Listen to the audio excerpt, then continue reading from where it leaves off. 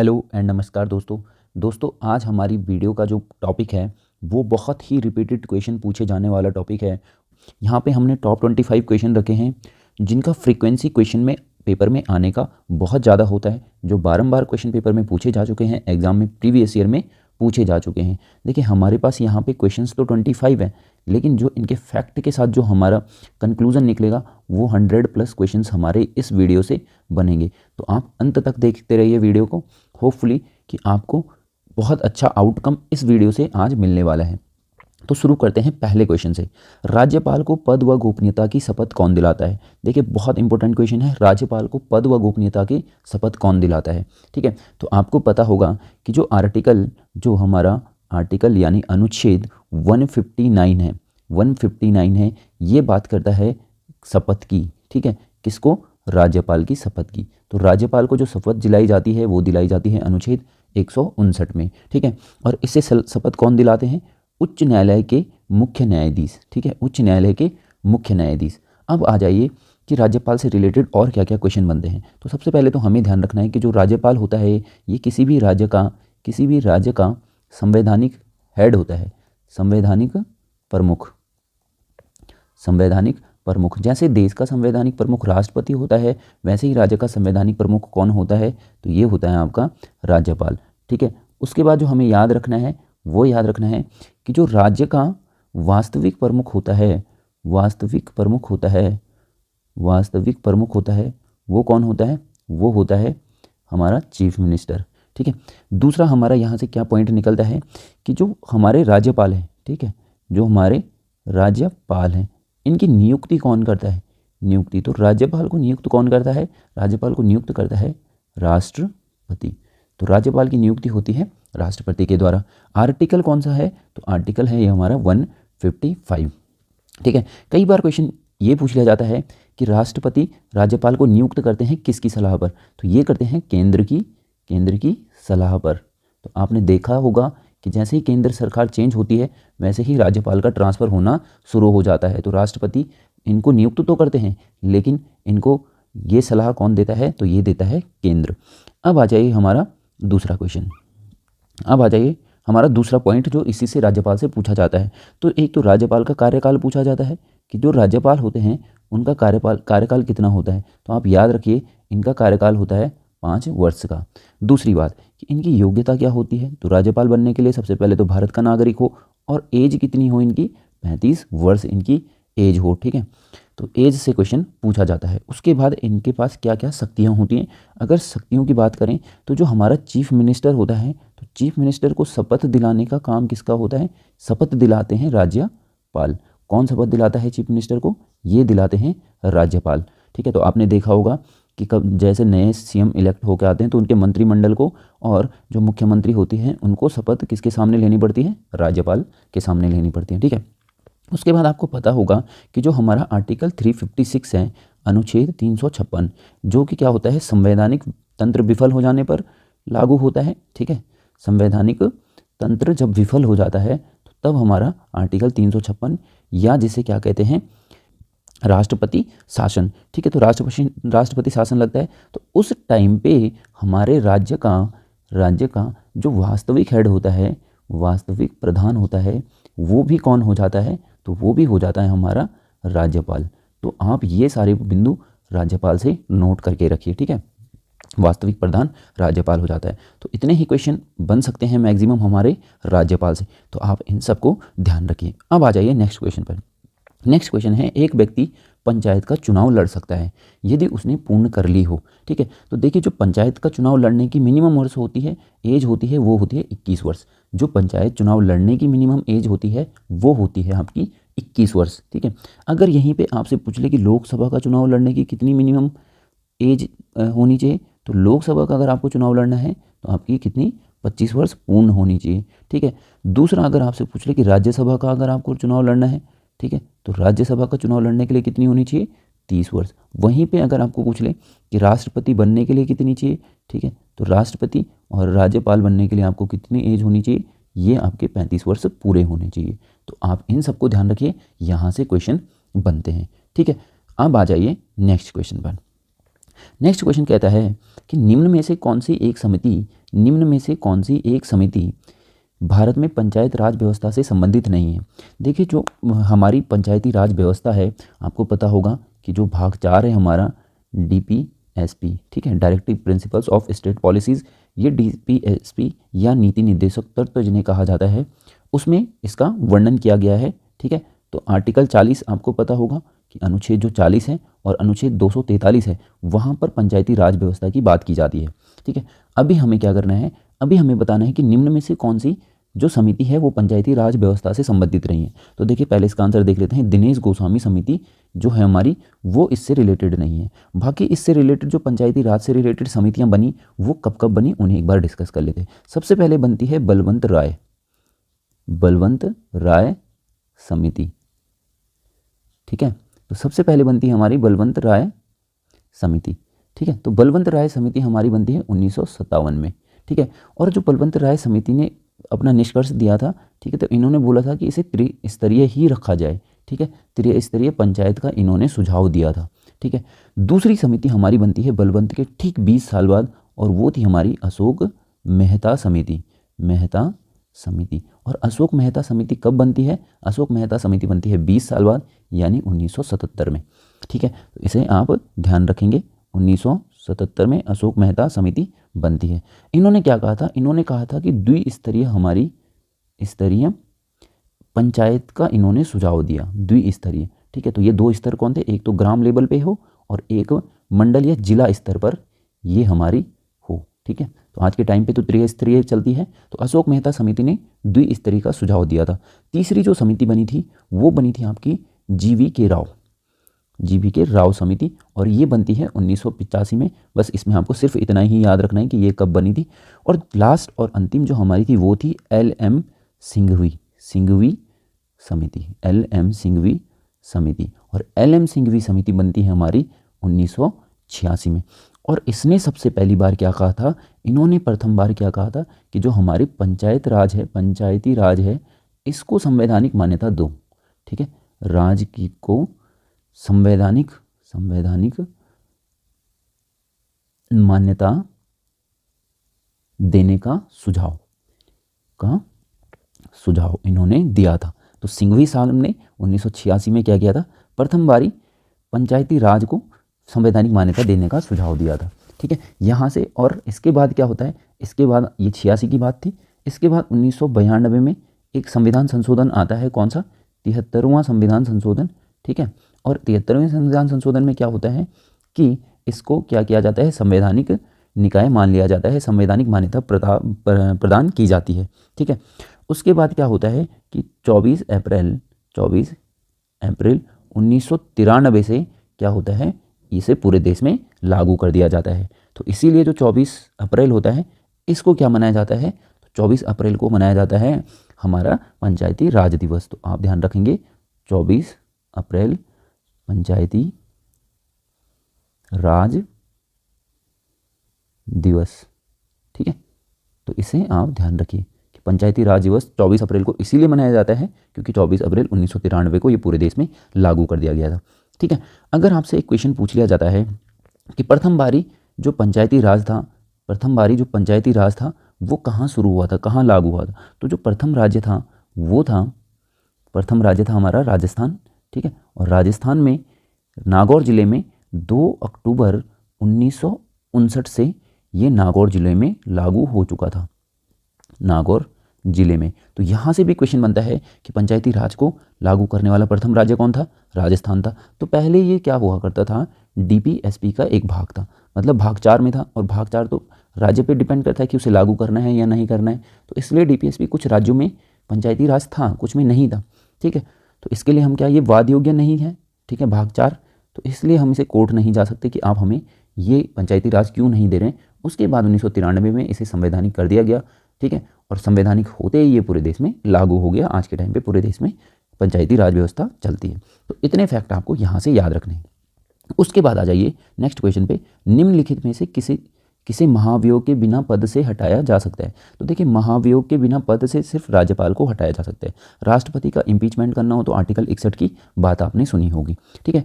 अगर राज्यपाल की बात करें तो राज्यपाल का वैसे तो नॉर्मली कार्यकाल 5 वर्ष का होता है, लेकिन राज्यपाल का कार्यकाल जो होता है वो राष्ट्रपति के प्रसाद पर्यंत भी बोला जाता है, पर्यंत, ठीक है, कि जब तक राष्ट्रपति चाहते हैं। तो आपने देखा होगा कि राष्ट्रपति इजीली राज्यपालों का ट्रांसफ़र इधर उधर करते रहते हैं जैसे ही नई सरकारें आती हैं, तो इन्हें बिना महाभियोग के हटाया जा सकता है। उसके बाद आ जाइए भारत के संविधान में प्रथम संविधान संशोधन कब किया गया था, ठीक है। तो सबसे पहला संविधान संशोधन कब किया गया था? तो सबसे पहला संविधान संशोधन होता है 1951 में, ठीक है।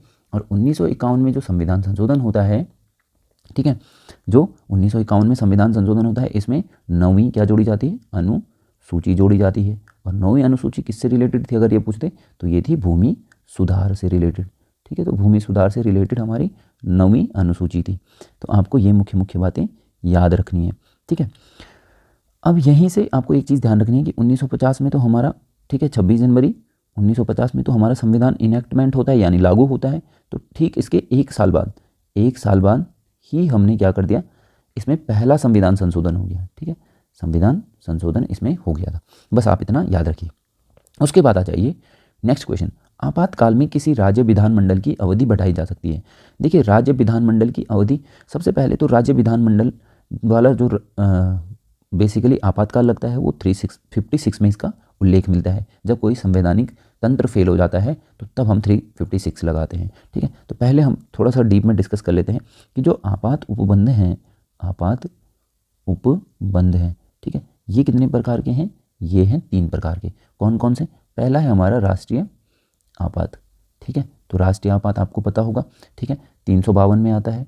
उसके बाद आता है हमारा दूसरा जो संवैधानिक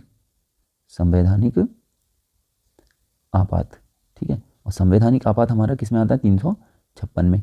उसके बाद आता है हमारा वित्तीय आपात, ठीक है। तो वित्तीय आपात का हमारा ये है 360 में, ठीक है। तो ये कभी हमारे देश में नहीं लगा है और भगवान करे कि ये हमारे देश में कभी लगे भी ना। लेकिन जो राष्ट्रीय आपात है ये 3 बारी हमारे देश में लग चुका है, 62 में, 71 में और 75 में, ठीक है। तो ये वाला आपात हमारे देश में लग चुका है। उसके बाद एक क्वेश्चन आता है कि जो संवैधानिक आपात था यानी राष्ट्रपति शासन, इसको बोलते हैं राष्ट्रपति शासन, तो ये सर्वप्रथम जब लगा था, ठीक है, तो ये कौन से स्टेट में लगा था? तो याद रखना 1951 में पंजाब में सबसे पहली बार ये लगा था, ठीक है। तो यहाँ से ये क्वेश्चन बनता है। उसके बाद देखिए जो आपातकाल होता है, ठीक है, तो आपात में आपको पता होगा कि ये 6-6 महीने के लिए क्या कर सकते हैं? 6-6 महीने के लिए आपात को बढ़ा सकते हैं, ठीक है। आपातकाल को बढ़ा सकते हैं। और कब तक बढ़ा सकते हैं? तो विधानमंडल की बात हो तो मैक्सिमम, आप ध्यान रखिए, मैक्सिमम 3 वर्षों तक बढ़ा सकते हैं, ठीक है। अब एक और चीज़ आती है, ये तो थी 356 वाले की बात। अगर आपसे पूछ ले 352 में राष्ट्रीय आपात लगा हुआ है, तो राष्ट्रीय आपात जैसे ही राष्ट्रपति डिक्लेयर करते हैं तो उसके 1 महीने के भीतर क्या करना पड़ता है? संसद से अनुमोदन लेना पड़ता है, ठीक है। तो जैसे ही 1 महीने के अंदर संसद अनुमोदन देगी तो जो आपात होता है, राष्ट्रीय आपात होता है 352 के अंदर, उसे क्या किया जा सकता है? 6-6 महीने करके बढ़ाया जा सकता है, ठीक है, बढ़ाया जा सकता है। और कब तक बढ़ाया जा सकता है? इन्फिनिटी टाइम तक, अनंत तक, जब तक आपात रहेगा पूरे देश में तब तक बढ़ाया जा सकता है, ठीक है। तो नो डाउट। अब दूसरा आता है 352 के ही अंदर में कि एक लोकसभा होती है, ठीक है, लोकसभा होती है, ठीक है। और लोकसभा का कार्यकाल होता है जैसे कि लोकसभा चुनाव होने वाले हो, लेकिन अचानक से तब तक क्या लग गया? आपात लग गया, 352 वाला, 352 वाला। तो एक क्वेश्चन पूछा जाता है कि लोकसभा का कार्यकाल कितने वर्ष के लिए बढ़ाया जाता है और कब तक बढ़ाया जा सकता है? तो लोकसभा का जो कार्यकाल होता है वो 1 वर्ष तक बढ़ाया जा सकता है और ये भी अनंत बार बढ़ाया जा सकता है। तो आप इसे ध्यान रखिए, ठीक है। अब आ जाइए नेक्स्ट क्वेश्चन पर। नेक्स्ट क्वेश्चन हमसे पूछ रहा है भारतीय संविधान का छुआछूत उन्मूलन से संबंधित अनुच्छेद है। तो ये फेवरेट क्वेश्चन रहता है, बहुत बार ये क्वेश्चन पूछा गया है। अस्पृश्यता का उन्मूलन भी कई बार इसे कहा जाता है। तो आपको यहाँ पे थोड़ा सा डिस्कस कर लेते हैं कि जो हमारे मौलिक अधिकार हैं इनसे क्या क्या क्वेश्चन बनते हैं। तो देखिए जो मौलिक अधिकार हैं, पहले तो ये कौन से भाग में है, तो सबसे पहला पॉइंट तो यही आता है कि ये भाग 3 में है। ठीक है, भाग 3 कहाँ से कहाँ शुरू होता है, तो ये आर्टिकल 13 से लेकर 35 तक चलता है। ठीक है, तो इसको क्या कहा जाता है, जो भाग 3 है इसे कहा जाता है मैग्ना कार्टा कहा जाता है। ठीक है, दूसरा पॉइंट क्या बनता है कि जो भाग 3 है इसमें जो हमारे मूल अधिकार हैं, ठीक है, या मौलिक अधिकार हैं, ठीक है, ये मूलतः 7 थे। जब संविधान बना था तब कितने थे, 7 अधिकार थे। ठीक है, लेकिन एक अधिकार को क्या कर दिया गया, कम कर दिया गया। तो एक अधिकार जो कि हमारा संपत्ति का अधिकार था, संपत्ति का अधिकार, इसको हटा दिया गया। कब इसको हटा दिया गया, 44वें संविधान संशोधन से। संविधान संशोधन से तो 44वां संविधान संशोधन कब होता है हमारा, 1978 में। ठीक है, मोरारजी देसाई उस टाइम पे क्या होते हैं, हमारे प्रधानमंत्री होते हैं। और इसको संपत्ति के अधिकार को, जो मूल अधिकार था, अब क्या बना दिया गया, कानूनी अधिकार। और कानूनी अधिकार बनते ही इसे कहाँ डाल दिया गया, इसे डाल दिया गया आर्टिकल 300A में। ठीक है, तो आप ये याद रखिए। उसके बाद जो हमारे 6 अधिकार हैं वो कौन कौन से हैं, थोड़ा सा सरसरी नज़र में देख लेते हैं। तो जो सबसे पहले है वो है समता का अधिकार। ठीक है, किसका अधिकार, क्षमता का अधिकार। ठीक है, या समानता का अधिकार बोल लीजिए। तो ये आर्टिकल 14 से लेकर 18 तक है। ठीक है, दूसरा जो है हमारा वो है स्वतंत्रता का अधिकार। किसका अधिकार, स्वतंत्रता का अधिकार। ठीक है, तो ये कौन से आर्टिकल से लेकर कौन से आर्टिकल तक है, ये है हमारा 19 से लेकर 22 अनुच्छेद तक। उसके बाद हमारा तीसरे नंबर पे आता है शोषण के विरुद्ध अधिकार। शोषण के विरुद्ध, ये बड़ा इंपॉर्टेंट है, इसे याद रखिए, विरुद्ध अधिकार। ठीक है, तो शोषण के विरुद्ध अधिकार हमारा किस में है, 23 और 24 में। उसके बाद आता है हमारा चौथा अधिकार, मूल अधिकार, जो कि हमारी धार्मिक स्वतंत्रता का अधिकार। स्वतंत्रता का अधिकार। ठीक है, तो धार्मिक स्वतंत्रता का अधिकार, तो ये हमारा 25 से लेकर 28 तक। उसके बाद है हमारा पाँचवां, और पाँचवां है हमारा सांस्कृतिक एवं शिक्षा को बचाने के लिए, जो है सांस्कृतिक एवं शिक्षा। ठीक है, तो ये है हमारा 29 और 30 में आर्टिकल। ठीक है, उसके बाद अंत में हमारा छठवां है और ये है आर्टिकल 32, और इसे बोलते हैं संवैधानिक उपचार। संवैधानिक उपचार का अधिकार। ठीक है, तो संवैधानिक उपचार का अधिकार है हमारा भाग 32 में। क्लियर।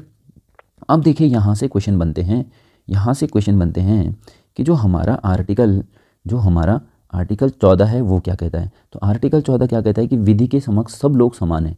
विधि मतलब कानून के सामने सब, विधि समक्ष सब क्या है, समान है। मतलब कि किसी के चाचा विधायक हैं चाहे कुछ हैं, तो अगर उन्होंने कोई क्राइम करा है तो सबको क्या होगा, हम एक नज़र से देखेंगे, कानून एक नज़र से देखेगा। कोई ये नहीं बोल सकता कि हमारे चाचा विधायक हैं। वैसे ही जो 15वां आर्टिकल है, ठीक है, वो क्या बोलता है कि जो धर्म होगी, जाति होगी, या लिंग के आधार पर, लिंग जन्म स्थान के आधार पर हम क्या नहीं करेंगे, लिंग के आधार पर विभेद नहीं करेंगे, विभेद नहीं होगा। ठीक है, उसके बाद आर्टिकल 16 आता है कि जो सामाजिक नियोजन है, ठीक है, या लोक नियोजन, ठीक है, लोक नियोजन में समानता, लोक नियोजन में समानता। ठीक है, ये कौन कहता है, आर्टिकल 16। उसके बाद आता है आर्टिकल 17, मोस्ट इंपोर्टेंट, इसमें अस्पृश्यता को समाप्त किया गया, तो आप इसे ध्यान रखिए। उसके बाद आता है हमारा आर्टिकल 18, और आर्टिकल 18 में उपाधियों का अंत कर दिया गया, अंत कर दिया गया, तो आप ये ध्यान रखिए। ठीक है, तो ये था हमारा मूल भाग 3 से लेकर जो हमारे क्वेश्चन पूछे जाते हैं। ठीक है, तो मुख्य हमने यहाँ पे डिस्कस की हैं बातें, बाकी जो आगे आते रहेंगे उनको भी डिस्कस करते रहेंगे। भारत में राज्य पुनर्गठन आयोग की संस्तुति के आधार पर राज्यों का पुनर्गठन किस वर्ष किया गया। तो देखिए राज्यों का जो पुनर्गठन किया जाता है वो 1956 में पहली बार होता है। तो आंध्र प्रदेश बनता है भाषाई आधार पर सबसे पहला राज्य, आंध्र प्रदेश। ठीक है, तो यहाँ पर तेलुगु लोग क्या कर रहे थे, मांग कर रहे थे। ठीक है, अब आ जाइए कि इससे रिलेटेड क्वेश्चन क्या क्या बनते हैं, इससे रिलेटेड क्वेश्चन क्या क्या बनते हैं। सबसे पहला क्वेश्चन तो यही बनता है कि आपको जो ध्यान रखना है, ठीक है, सबसे पहला क्वेश्चन बनता है कि 1948 में एक एस के धर आयोग या समिति गठित की गई थी। फिर उसके बाद 1948 में ही जवाहर, ठीक है, और पटेल, ठीक है, और एक सीतारमैया इनकी एक समिति बनी थी जिसे बोला गया JVP, ठीक है। तो इन दोनों समितियों ने ही मना कर दिया था कि भाषा के आधार पर राज्यों का पुनर्गठन नहीं होना चाहिए, ठीक है। तो ये जैसे ही हम स्वतंत्र हुए 47, उसके अगले साल SK धर बनता है और JVP बनता है, और ये मना कर देते हैं कि नहीं, भाषा के आधार पर राज्यों का पुनर्गठन नहीं होना चाहिए। लेकिन कहानी बिगड़ती है 1952 से। यहाँ पे क्या होता है कि एक इनका नाम होता है पट्टू श्री रामलू, ठीक है। ये होते हैं आपके तेलुगु भाषाई, और ये बैठ जाते हैं अनशन पे, ठीक है। तो ये अनशन पे बैठे और इनकी डेथ हो जाती है 56 डेज़ के बाद, अनशन पे बैठने के बाद।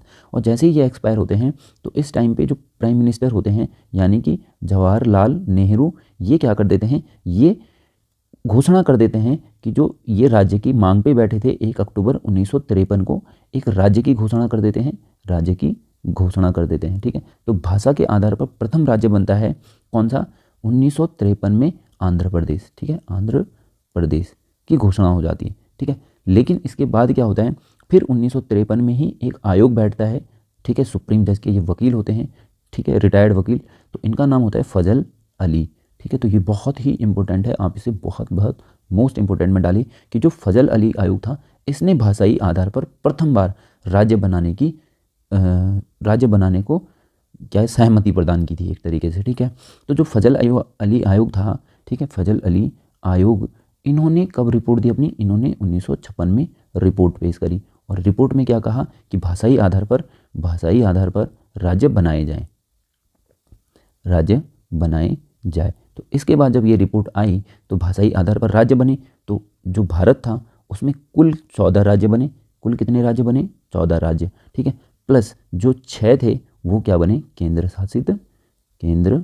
शासित प्रदेश, ठीक है। तो ये क्वेश्चन भी कई बार पूछा जाता है कि जब भाषाई आधार पर पुनर्गठन हुआ तो उसके बाद कितने राज्य बने, 14 राज्य। कितने यूटीज बने, यूनियन टेरिटरी, तो 6 बने, ठीक है। उसके बाद यहाँ पे आपको पता होगा कि 7वीं क्या होती है, 7वां संविधान संशोधन होता है, 7वां संविधान संशोधन होता है, ठीक है, 1956 में ही। और इसे क्या होता है, भाषाई आधार पर अब मान्यता दे दी गई, संसद द्वारा भी मान्यता दे दी गई, ठीक है, कि हम राज्य बना सकते हैं। तो ये सारे आपके भाषा से रिलेटेड जितने भी ये भाषाई आधार पर राज्य पुनर्गठन आयोग बनने था, उससे रिलेटेड क्वेश्चन यहाँ पे हमने डिस्कस कर लिए। अब आ जाइए नेक्स्ट क्वेश्चन पर। ये क्वेश्चन बहुत बारी रिपीट किया जा चुका है। इस क्वेश्चन में क्या पूछ रहा है हमसे, देखिए क्वेश्चन इस प्रकार से है कि जो हमारा समाजवादी शब्द उद्देशिका में जोड़ा गया, कौन से संविधान संशोधन से जोड़ा गया। तो आपको याद रखना है 42वां संविधान संशोधन होता है हमारा 1976 में, और इसी में हमारा क्या होता है, समाजवादी, ठीक है, पंथ निरपेक्ष और अखंडता, 3 शब्द जोड़े जाते हैं। तो सबसे पहले शुरू करते हैं 42वां संविधान संशोधन। तो जो हमारा 42वां संविधान संशोधन होता है ये होता है 1976 में, ठीक है। और क्या बात है, इसे बोला जाता है मिनी कॉन्स्टिट्यूशन, ठीक है। तो मिनी कॉन्स्टिट्यूशन मतलब लघु संविधान, क्या बोला जाता है इसे, लघु संविधान इसे बोला जाता है। और लघु संविधान का मतलब ही ये है कि इसमें बहुत सारे चेंजेस हुए थे। तो जो हमारी प्रस्तावना है उसमें 3 नए वर्ड ऐड किए गए। सबसे पहला वर्ड है समाजवादी, तो यही हमसे क्वेश्चन में पूछा गया है। तो समाजवादी 42वां संविधान संशोधन। दूसरा वर्ड था पंथ निरपेक्ष, और तीसरा वर्ड था अखंडता, ठीक है। तो ये सारी चीज़ें आप याद रखें कब ये जोड़े गए, ठीक है। उसके बाद आपको पता होगा कि जो हमारा 42वां संविधान संशोधन है, इसी से मूल कर्तव्य जुड़े थे, मूल कर्तव्य, ठीक है। तो मूल कर्तव्यों को भी यहाँ पे ऐड कर दिया गया, ठीक है। उसके बाद यहाँ पे क्या होता है कि जो हमारा 42वां संविधान संशोधन होता है, इसी में लोकसभा हो या फिर हमारा विधानमंडल, ठीक है, इनकी जो इनका कार्यकाल था वो पहले 5 वर्ष था, इससे बढ़ाकर 6 वर्ष कर दिया गया था, ठीक है, 5 से 6 वर्ष कर दिया गया था। लेकिन आपको ध्यान रखना है कि 44वां संविधान संशोधन आता है फिर से 1978 में, और पुनः इसे 6 वर्ष से घटाकर 6 से 5 कर दिया गया। तो ये वर्ष कर दिया गया, आप इसे ध्यान रखें, ठीक है। ओके, नेक्स्ट क्वेश्चन पे चलते हैं। भारतीय संविधान के किस अनुच्छेद के अंदर किसी राज्य में राष्ट्रपति शासन लगाया जा सकता है? तो कौन सा संविधान है जिसके तहत राष्ट्रपति शासन लगाया जा सकता है? तो वो है 356, हम डिस्कस कर चुके हैं। तो देखिए, जो आपात उपबंध हैं, आपात उपबंध, ठीक है, ये जर्मनी से लिए गए हैं, जर्मनी से लिए गए हैं, ठीक है। तो 352 से लेकर 360 तक हमारे क्या हैं, पूरे आपात उपबंध हैं। तो हम इन्हें डिस्कस कर चुके हैं, ठीक है, कि ये कौन कौन से होते हैं, ठीक है। तो 352 वाला तो राष्ट्रीय आपात होता है, राष्ट्रीय आपात, ठीक है। उसके बाद आ जाइए 368। देखिए क्या होता है, संविधान संशोधन की प्रक्रिया होती है 368, जो हमने दक्षिण अफ्रीका से ले रखा है, तो आप इसे भी ध्यान रखिए। निम्नलिखित में से कौन सा संविधान सभा का संवैधानिक सलाहकार था? तो जो BN राव थे वो संविधान सभा के संवैधानिक सलाहकार थे, और इनका पूरा नाम क्या था? बेनेगल नरसिम्हा राव, ठीक है। तो आप इनका नाम याद रखिए, ठीक है। यहाँ से कई और क्वेश्चन पूछ लेता है, जैसे पूछ लेता है कि हमारे जो अस्थाई अध्यक्ष कौन थे संविधान सभा के, ठीक है, अध्यक्ष। तो अस्थाई कौन थे? सच्चिदानंद, ठीक है, सिन्हा। दूसरा कि जो स्थाई थे वो कौन थे, स्थाई अध्यक्ष कौन थे? तो ये थे डॉक्टर राजेंद्र प्रसाद, ठीक है। उसके बाद आपको क्या ध्यान रखना है कि यहाँ पे कुछ समितियाँ बनी, ठीक है, जैसे कि एक संचालन समिति थी, ठीक है, कि जिसका संचालन कैसे होगा संविधान सभा का, संचालन समिति। तो संचालन समिति के अध्यक्ष कौन थे? ये भी हमारे डॉक्टर राजेंद्र प्रसाद ही थे। उसके बाद एक थी हमारी संघ समिति, ठीक है। तो संघ समिति के कौन थे? जवाहरलाल नेहरू संघ समिति के अध्यक्ष थे। वैसे ही एक थी हमारी प्रारूप समिति, तो प्रारूप समिति के अध्यक्ष कौन थे? भीमराव अंबेडकर, ठीक है। तो आप क्या याद रखिए? BR अंबेडकर। उसके बाद और कौन थे? एक है हमारा कौन सी? प्रांत समिति, और प्रांत समिति की बात आएगी जब भी, तब आपको क्या ध्यान रखना है? वल्लभ भाई पटेल, ठीक है, क्योंकि उन्होंने सारे प्रांतों को मिला के एक कर दिया था, सारी रियासतों को मिला के एक कर दिया था। तो जब भी प्रांत का नाम आएगा आप याद रखेंगे वल्लभ भाई पटेल, ठीक है, ओके। और संघ जो हमारा था उसके पहले प्रधानमंत्री जो बने वही संघ के समिति के अध्यक्ष भी थे, ठीक है। अब आ जाइए नेक्स्ट क्वेश्चन में, भारतीय संविधान में किस संशोधन के द्वारा नागरिकों के मौलिक कर्तव्यों को सम्मिलित किया गया? ठीक है, तो जो 42वां संविधान संशोधन होता है 1976 में, इसमें मूल कर्तव्य जोड़े गए। मूल कर्तव्य, अगर बात करें कि मूल कर्तव्य लिए कहाँ से हैं, तो ये लिए रूस से, ठीक है, रूस से लिए गए हैं। उसके बाद अगर बात करें कि ये कौन से भाग में है, तो भाग 4 में क में इनको रखा गया है, 51 क में, ठीक है। तो आपको ध्यान रखना है कि भाग 4 क में मूल कर्तव्यों को रखा गया है। अगर पूछें कि 1976 में हमारे मूल कर्तव्य कितने थे, तो जो मूलतः थे ये थे 10 मौलिक कर्तव्य थे, लेकिन एक होता है हमारा 46वां संविधान संशोधन, और ये कब होता है? 2002 में। इसके तहत क्या हुआ 86वें संविधान संशोधन के तहत कि एक 21 क में भी जोड़ा गया, ठीक है, और 51 क में भी बोला गया कि जो पेरेंट्स होंगे यानी अभिभावक होंगे वो 6 से लेकर 14 वर्ष तक के बच्चों को क्या करेंगे? निःशुल्क शिक्षा के लिए इनिशिएट करेंगे, भेजेंगे, ठीक है। तो यहाँ से एक और मौलिक कर्तव्य जोड़ा गया निःशुल्क शिक्षा वाला, और ये 1976 में तो 10 थे, ये कब जोड़ा गया? 2002 में, ठीक है, 11वां। तो अभी अगर पूछ ले वर्तमान में कितने मौलिक कर्तव्य हैं, तो वर्तमान में हमारे 11 मौलिक कर्तव्य। ये देखिए याद रखिए, मौलिक अधिकार अलग है, मौलिक कर्तव्य अलग है। मूल संविधान में मौलिक अधिकार थे और मौलिक कर्तव्य नहीं थे। मौलिक कर्तव्य को 1976 में 42वें संविधान संशोधन से जोड़ा गया। इतना आप बस ध्यान रखिए। उसके बाद भारत में राजनीतिक सत्ता का प्रमुख स्रोत कौन है? तो भारत में राजनीतिक सत्ता का प्रमुख स्रोत माना जाता है जनता को, ठीक है। तो जो भारत में प्रस्तावना है, ठीक है, इससे थोड़ा सा समझ लेते हैं कि जो प्रस्तावना है वो बेसिकली है क्या, ठीक है। तो कई बार क्या होता है, जो प्रस्तावना होता है उसे ही उद्देशिका भी बोला जाता है। तो ये आपने पढ़ा होगा कि जो प्रस्तावना थी या उद्देशिका थी, इसको पहली बार 13 दिसंबर 1946 को जवाहरलाल नेहरू जी ने क्या किया था? संविधान सभा में पेश किया था, ठीक है। तो यहाँ से भी क्वेश्चन क्या बनता है कि सबसे पहले किसने प्रस्तावना रखी? तो जवाहरलाल नेहरू ने रखी 13 दिसंबर 1946 को।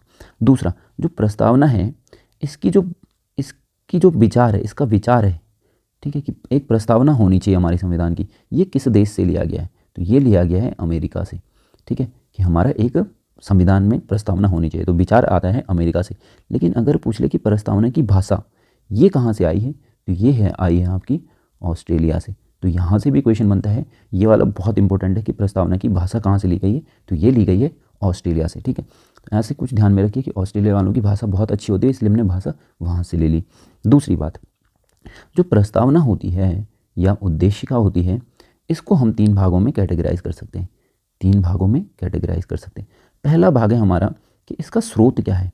तो स्रोत या तो जनता बोल ले, ठीक है, या तो बोल ले भारत के लोग, भारत के लोग, तो या तो जनता या भारत के लोग, एक ही बात है। दूसरी बात कि इसका स्वरूप क्या है, इसका स्वरूप क्या है, ठीक है, कैसा होना चाहिए स्वरूप। ठीक है, तो सबसे पहले तो जो हमारा स्वरूप है वो है संपूर्ण प्रभुत्व संपन्न, प्रभुत्व संपन्न एक हम राज्य बने, संपन्न, ठीक है, राज्य बने। दूसरी बात, हमारा समाजवादी विचारधारा रहेगी, समाजवादी, ठीक है, कि समाज में लोगों के उत्थान के लिए, हित के लिए काम करेंगे। ठीक है, उसके बाद एक थी पंथ निरपेक्ष, पंथ किसी एक पंथ को हम नहीं मानेंगे। ठीक है, पंथ निरपेक्ष रहेंगे। लोकतांत्रिक होंगे, ठीक है, लोकतंत्र, लोगों से जो चलेगा, लोकतंत्रात्मक हम व्यवस्था रखेंगे। और एक अंतिम आता है, वो है गणतंत्र राज्य, गणतंत्र। गणतंत्र का मतलब होता है कि राजा का बेटा राजा नहीं बनेगा, नहीं बनेगा। अर्थात आप ये याद रखिए कि जो हमारा नेता होगा, प्रमुख होगा, वो जनता में से ही चुनकर आएगा, वंशानुगत पोस्ट यहाँ पे नहीं होगी। उसके बाद आता है उद्देश्य, कि इसका उद्देश्य क्या था प्रस्तावना का। ठीक है, तो इससे क्वेश्चन बनते हैं कि उद्देश्य क्या है, कि उद्देश्य है कि न्याय मिले लोगों को। तो न्याय होता है राजनीतिक न्याय, ठीक है, सामाजिक न्याय और आर्थिक न्याय, आर्थिक न्याय। तो यहाँ से भी क्वेश्चन बनता है कि जो हमारी प्रस्तावना है, यह संविधान है, वो किस प्रकार के न्याय की बात करता है, राजनीतिक, सामाजिक, आर्थिक, तीनों। उसके बाद आता है स्वतंत्रता, कि हम स्वतंत्र रहेंगे, स्वतंत्रता, ठीक है, हर किसी की स्वतंत्रता हो, समता हो, ठीक है। उसके बाद राष्ट्र की एकता और अखंडता हो, राष्ट्र की एकता अखंडता हो, ठीक है। और लास्ट में आता है हमारा उद्देश्य कि भाईचारा सब में हो, भाईचारा या बंधुत्व, बंधुत्व इसको बोला जाता है, बंधुत्व। तो आप इसे याद रख लीजिए, ठीक है। तो यहाँ से क्वेश्चन बनता है कि जो प्रस्तावना का स्रोत है वो क्या है, जनता है या भारत के लोग, दोनों में से कुछ भी ऑप्शन दे सकते हैं, ठीक है। जो स्वरूप है वो कैसा है, संपूर्ण प्रभुत्व संपन्न हम बनेंगे, समाजवादी रहेंगे, धर्मनिरपेक्ष रहेंगे, लोकतांत्रिक रहेंगे, गणतंत्र रहेंगे। और उद्देश्य क्या है, न्याय देना लोगों को, स्वतंत्रता देना, समता देना, राष्ट्र की एकता और अखंडता को बनाए रखना, भाईचारा और बंधुता को बनाए रखना। उसके बाद आ जाइए नेक्स्ट क्वेश्चन पे, निम्न में से कौन भारतीय संविधान की प्रस्तावना का एक हिस्सा नहीं है। तो देखिए अभी हमने डिस्कस किया, धर्मनिरपेक्षता है, समाजवाद है, लोकतांत्रिक है। जो संघवाद है ना, वो इसका हिस्सा नहीं है। निम्न देशों में से किसके भारतीय संविधान में मौलिक कर्तव्य लिए गए। तो मौलिक कर्तव्य हमने कहाँ से लिए, अभी डिस्कस किया था, ये रूस से लिए गए हैं, सोवियत संघ से लिए गए हैं, USSR, ठीक है। भारत के संविधान का कौन सा अनुच्छेद के अनुसार 14 साल से कम उम्र का बच्चा किसी कारखाना या खान या किसी अन्य परिसंकटमय नियोजन हेतु नियोजित नहीं किया जाएगा। देखिए हमने अभी पढ़े थे कि जो मूल अधिकार होते हैं वो कितने होते हैं, मूल अधिकार पहले तो कौन से भाग में है, तो ये है भाग 3 में, ठीक है।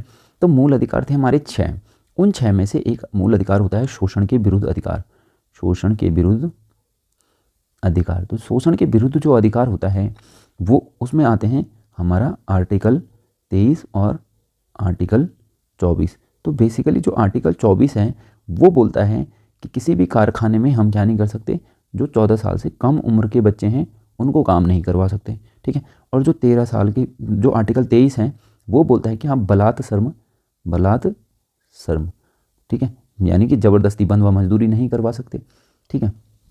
और क्या नहीं करवा सकते, उसके बाद आप क्या नहीं करवा सकते, आप इनसे बलात्श्रम नहीं करवा सकते, मानव व्यापार नहीं कर सकते। तो ये सारी चीज़ें किस में आती हैं, ये आती हैं आपकी आर्टिकल 23 में, ठीक है। तो बलात्श्रम हो गया, बंध व मजदूरी जिसे बोलते हैं, या मानव व्यापार, मानव व्यापार, इसको निषेध किया गया है, आप ये मानिए आर्टिकल 23 में। और जो 14 साल से कम उम्र के लड़के हैं, बच्चे हैं, उनका क्या किया गया है, आर्टिकल 24 में कारखानों में कार्य करना मना किया गया है। तो ये शोषण के विरुद्ध अधिकार है। निम्न में से कौन सा भारत में एक मौलिक अधिकार नहीं है। तो संपत्ति का अधिकार है, जो यह मौलिक अधिकार नहीं रहा, पहले ये 7वां मौलिक अधिकार था, अब इसे हटाकर कानूनी अधिकार बना दिया गया है। और कानूनी अधिकार बनने के बाद ये 300A में चला गया है, ठीक है।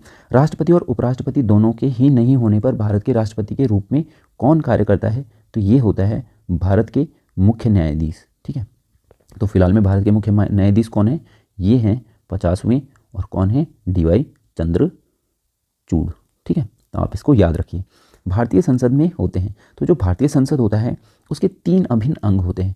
एक होता है आपका लोकसभा, ठीक है, एक होता है आपका राज्यसभा, ठीक है, और एक होता है आपका प्रेसिडेंट, ठीक है, प्रेसिडेंट। तो जब भी कोई बिल बनता है, जैसे लोकसभा से पास हो गया, राज्यसभा से पास हो गया, तो जब तक राष्ट्रपति सिग्नेचर नहीं करते तब तक वो बिल वैलिड नहीं होता। तो इसलिए जो राष्ट्रपति होता है वो भी संसद का ही एक अभिन्न अंग होता है। तो केवल लोकसभा, राज्यसभा और भारत के राष्ट्रपति कार्यालय, ठीक है, तो ये आपको ध्यान रखना है। तो इसका ए ऑप्शन सही है।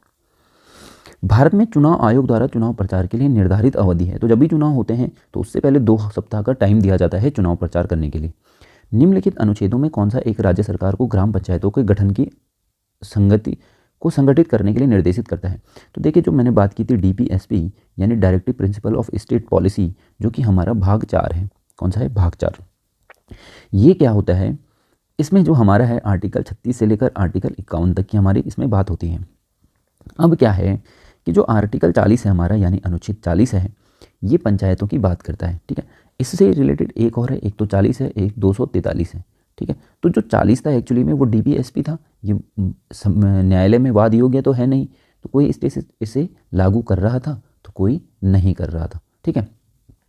तो इसीलिए क्या हो गया, 73वां संविधान संशोधन होता है 1992 में, ठीक है, और 24 अप्रैल को ये कब हो जाता है, लागू हो जाता है 1993 में, ठीक है।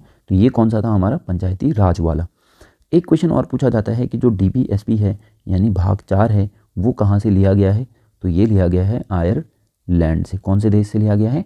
आयरलैंड से। आप याद रखिए। यहाँ से एक और क्वेश्चन बनता है कि जो 73वां संविधान संशोधन है इसे कौन सी अनुसूची में डाला गया है, तो इसे आपको याद रखना है, ये 11वीं अनुसूची में डाला गया। और इसमें टोटल विषय कितने हैं, तो कुल विषय इसमें कितने हैं, 29 हैं, ठीक है, कि पंचायती राज में कौन कौन विषय को हम एड्रेस करेंगे। ओके, यहाँ से एक और क्वेश्चन बनता है कि जो KT शाह थे, इन्होंने कहा कि जो हमारा नीति निदेशक तत्व है यानी DPSP है, ये ऐसा चेक है जिसे बैंक अपनी सुविधा अनुसार भुगतान करता है, जिसे बैंक अपनी सुविधा अनुसार भुगतान करता है, सुविधानुसार भुगतान करता है। तो ये स्टेटमेंट बहुत सारे क्वेश्चंस में पूछा जा चुका है, एग्जाम्स में पूछा जा चुका है। अब आ जाइए, भारत की राज्य के सीमा में परिवर्तन करने का अधिकार। देखिए, जो संसद होती है वो भारत के राज्य सीमा में परिवर्तन कर सकती है। तो जो हमारा भाग 1 है आपको पता होगा, ठीक है, तो भाग 1 क्या है हमारा, संघ एवं राज्य क्षेत्र। तो ये ही हमारा किसकी बात करता है, आर्टिकल 1 से लेकर 4 तक हमारे भाग 1 में आते हैं। तो संघ एवं राज्य क्षेत्र की सीमाओं की बात करता है। तो जो हमें याद रखना है, एक तो हमारा अनुच्छेद हो गया 2 और एक हो गया हमारा अनुच्छेद 3। तो 2 बात करता है कि जो बाहर के विदेशी राज्य हैं, विदेशी राज्यों को हम इंडिया में मिलाने की बात करता है, ठीक है, मिलाया जा सकता है। जैसा एग्जाम्पल हमने 16 मई 1975 को सिक्किम को मिला दिया था, ठीक है। उसके बाद क्या होता है, अनुच्छेद 3 जो कहता है वो कहता है कि जो हमारे वर्तमान में राज्य हैं इंडिया के अंदर, उनकी सीमा में परिवर्तन कर सकते हैं, उनकी सीमा में परिवर्तन, ठीक है। तो संसद में कोई भी बिल आ सकता है जो सीमा में परिवर्तन कर सकता है, और कौन से अनुच्छेद के तहत, अनुच्छेद 3, और भाग पूछ ले तो भाग 1। उसके बाद आ जाइए, मूल अधिकारों के परिवर्तन हेतु रिट जारी की जा सकती है। देखिए, जो रिट होती है ये की जाती है आर्टिकल 32 में, ठीक है, यानी अनुच्छेद 32। अनुच्छेद 32 क्या होता है, ये होता है संवैधानिक उपचारों का संवैधानिक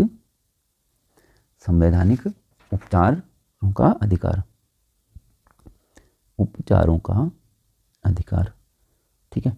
और यहाँ से एक और बात याद रखनी है हमें, आर्टिकल 32 से इसी को जो भीमराव अंबेडकर इन्होंने क्या कहा था, संविधान की आत्मा इसको कहा था, संविधान की आत्मा इसको कहा था। उसके बाद क्या होता है, अगर रिट होती है तो सुप्रीम कोर्ट अगर किसी के मूल अधिकारों का हनन हो रहा है तो सुप्रीम कोर्ट रिट जारी कर सकती है। कितने प्रकार की? 5 प्रकार की। अब देखो, सुप्रीम कोर्ट भी रिट जारी कर सकती है और हाई कोर्ट भी कर सकती है, सुप्रीम कोर्ट भी और हाई कोर्ट भी। अगर सुप्रीम कोर्ट करती है तो ये करेगी अनुच्छेद 32 के तहत, और अगर हाई कोर्ट कर रही है तो ये करेगी 226 के तहत। तो आपको ये याद रखना है 5 प्रकार की रिट कौन कौन सी ये कर सकती है, वो हम जब पॉलिटी की वीडियो पढ़ेंगे उसमें डीप डिस्कस करेंगे।